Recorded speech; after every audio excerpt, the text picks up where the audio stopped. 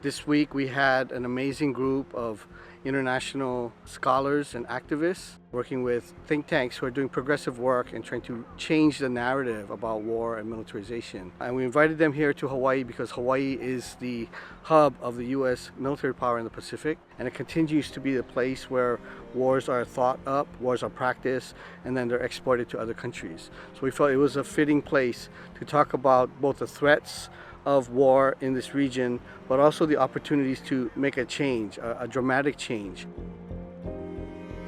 So if you can imagine in 1893, U.S. Marines getting off the boat, marching up the street, and aiming their Gatling guns at the palace, that becomes the muscle that enables a small group of white businessmen to seize power in the Hawaii Kingdom. This is an example, I think, of overly focusing on one military action, but it doesn't really capture either side of the military expansion that had been going on for a much longer period of time. I mean, I think every museum, it tells us more about the present than about the past. You can see the exhibits, they kind of fetishize militarism. They really show a very American imperialist view of the war in the Pacific. And they try to kind of recruit different racial groups into this great American mission of militarism. But Hawaiian voices are really kept out of that narrative. So when you compare this museum to the Okinawa Peace Memorial Museum, which really focuses on the civilian impact of warfare, this is more of a sales pitch for further American militarism throughout the Pacific. I was overwhelmed by this praise for militarization.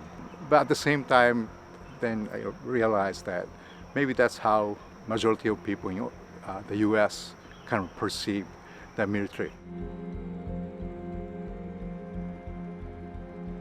The military takes land, grabs land everywhere. And they evict the people that are here. They bought out the rancher, that's McCandless. Our community, Waianae, deep ties with the military for generations now, since World War II, right? Because they recruit heavy in our community because we're an underprivileged community. This is Pu'onua Waianae, village of about 200 people. They've been here for about 20 years. We feel the thing with the military being here. They have a housing allowance. Our people don't have a housing allowance. So how are we supposed to compete with that? We kind of look at the work that we do in two political realms, ku'e and kukulu. So ku'e is to resist, to actively resist and oppose. And that's a big thing here in Hawaii, And kukulu is to build and create, to construct. We start to realize that our energy that we put out in our lifetime, we wanted it to be long-lasting. We wanted it to grow roots and blossom. Who is important? The bulldozers coming to bulldoze a sacred site. We got to get out there and blockade and stop it. But day to day, we're focusing on building, and creating opportunities and venues and structures that uplift and empower our community. Together, our mission is to grow good food. All of it is organic. We're certified organic, as well as we're food safety certified, and to grow young leaders like Emma and Nala. One thing I love about Ma'o is because when I first joined, I was someone who's like, oh, I hate getting my hands dirty. I hate the sun. Look at these calluses. And I'm like many kids from home, like our age, that we don't know about our own cultures, our home, our islands. We don't know about it all. But being here at Ma'o, I was able to learn about not only my culture, but also the Hawaiian culture, which I love. It just made my values and beliefs stronger.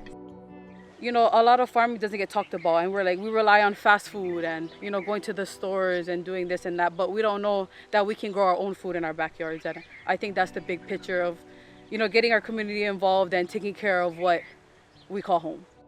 They're taking up a lot of the space, which is kind of irritating, but the more irritating we get, the more food we will grow. Yeah. Because we're trying to tell them that, this is our land, you're taking our resources, and we need it back. In 10 years, I want our land back. You know, I don't want no military. They can go somewhere else. You know, our island is our island. This is a beautiful place, and the people here are beautiful, and they're doing good work. And what's in my mind is, for the last more than 40 years, all I do is study war. And every now and then I find these little injections of hope. And this is a massive, it's like a bolus of hope.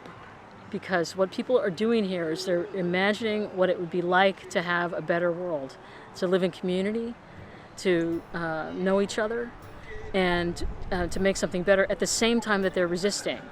So it's the combination of resistance and rebuilding that's so hopeful. You almost feel the breath of the divine in these spaces now because they've reclaimed it. And so when Hawaiians say that there's connection to the land, or you get your orders from the land, I mean, it's a real deep, interconnected relationship. And so to see these spaces reclaimed and given life back, and you can almost see the possibilities for the future, it's really amazing, largely because it's divinely inspired, I feel, by the ancestors and their support in terms of the activism to make and to create what is and what's possible. We're in a revolution of consciousness. What we're looking for is the truth. The truth is, there is man and there is the environment. One does not supersede the other. The breath in man is the breath of power. The breath.